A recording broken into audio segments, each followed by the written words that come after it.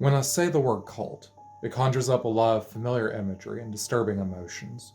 We all believe that we have a pretty good idea of what a cult is, whether we're talking about Jonestown or flippantly placing our political or religious opposition collectively into that box.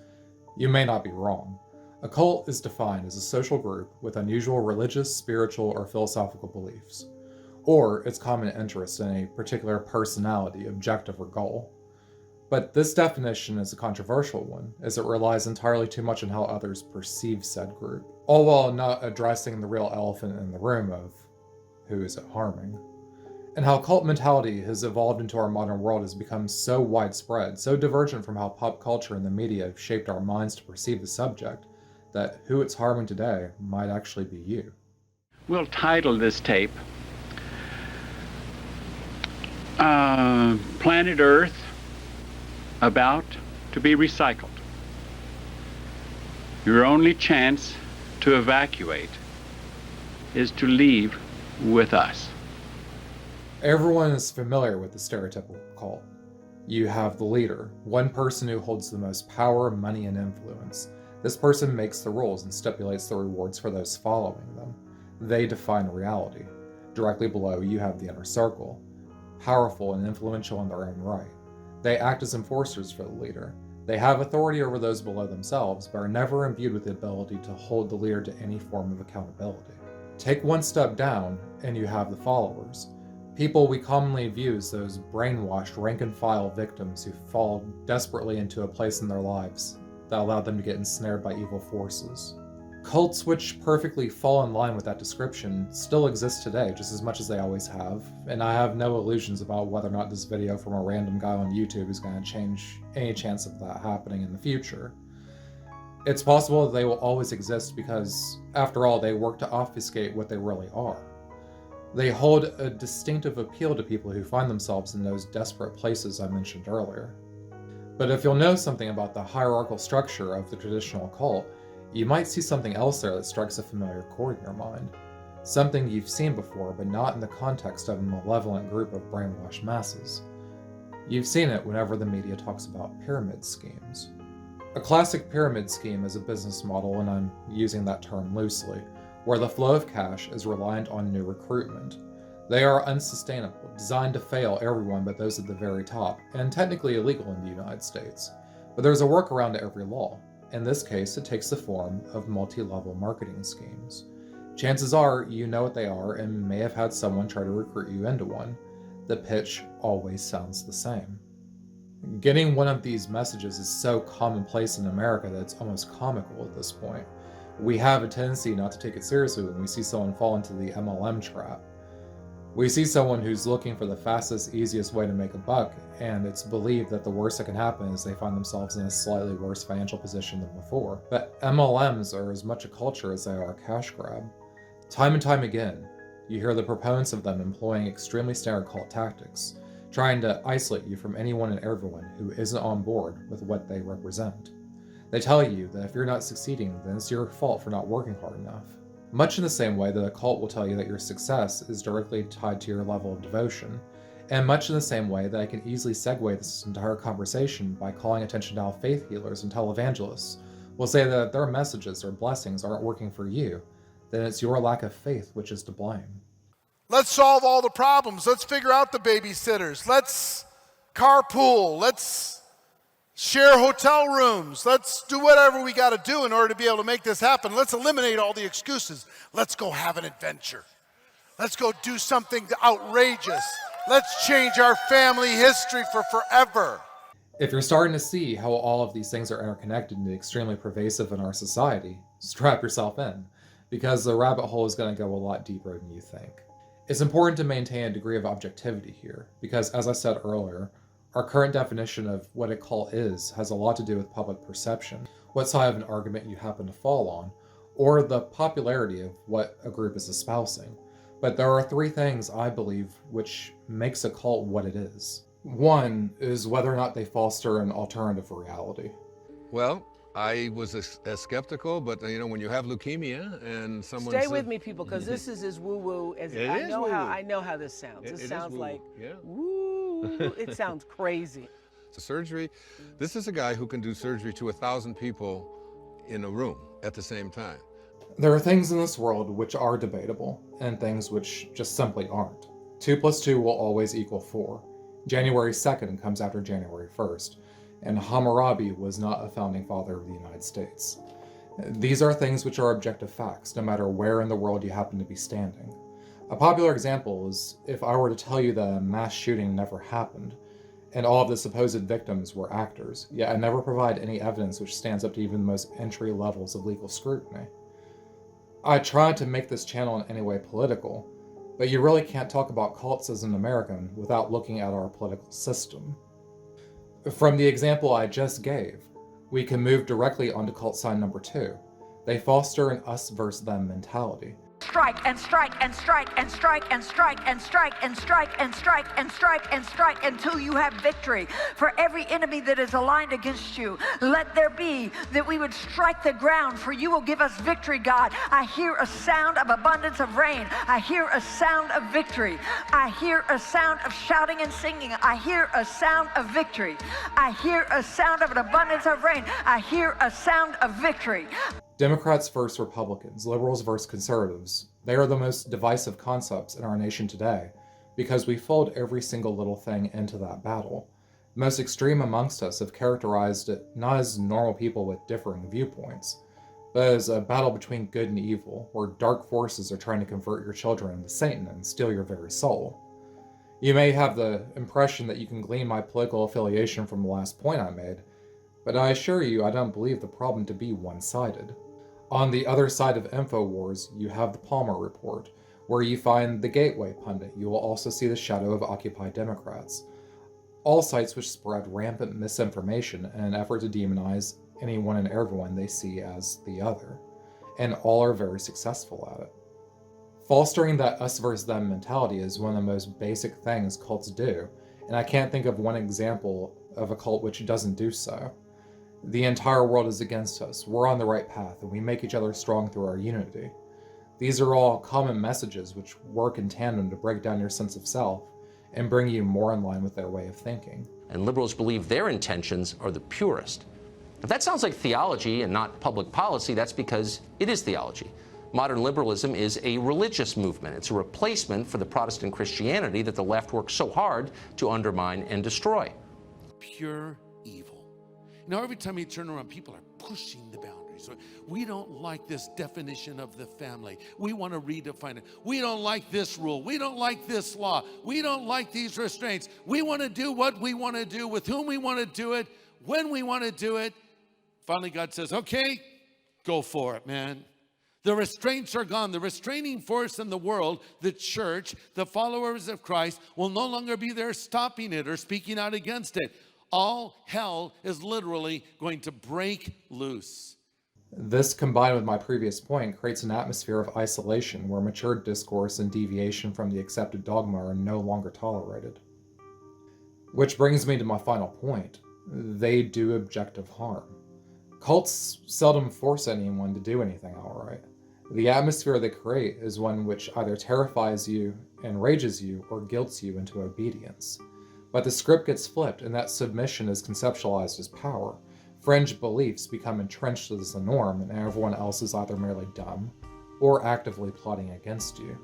And as a result, you isolate yourself.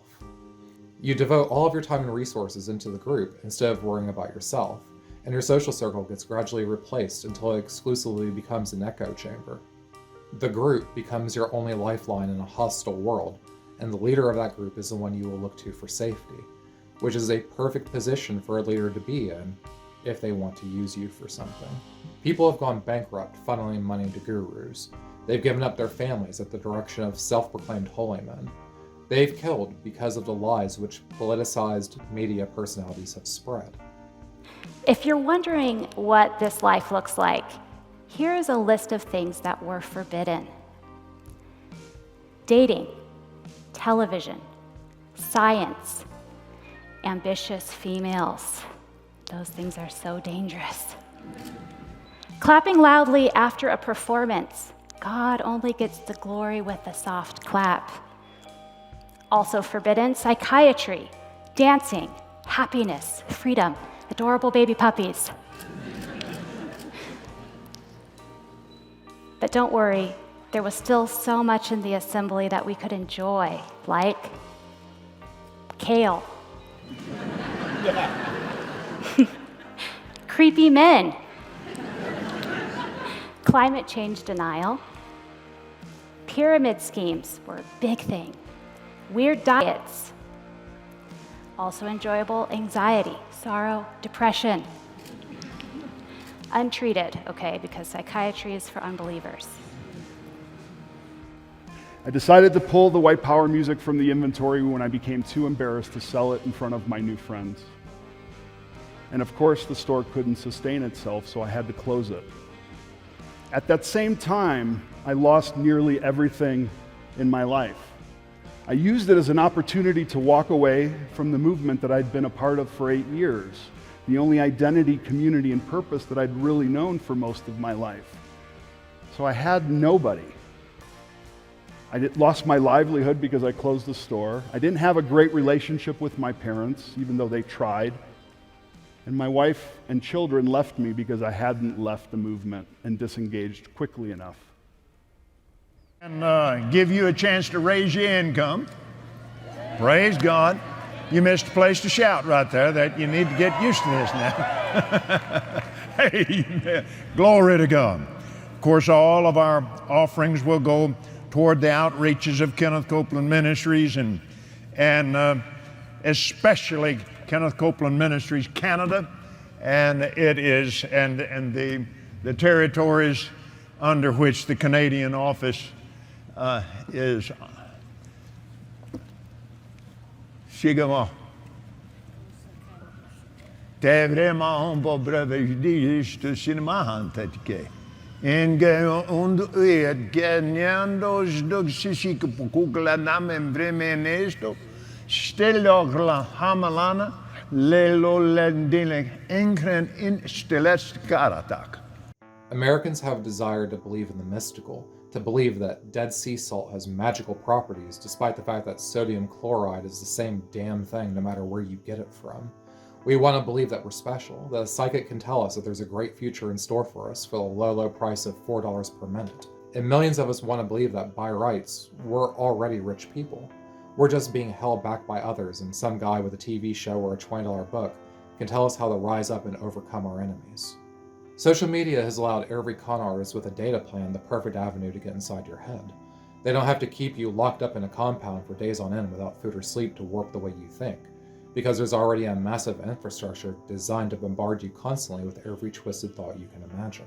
It's much easier to sell someone silver nitrate to fake cure their chronic condition if there's already been an organized campaign to demonize doctors as money-hungry atheists. It's easier to convince you that teachers don't need a decent salary if you're convinced that education is the pathway to a political affiliation that you actively despise.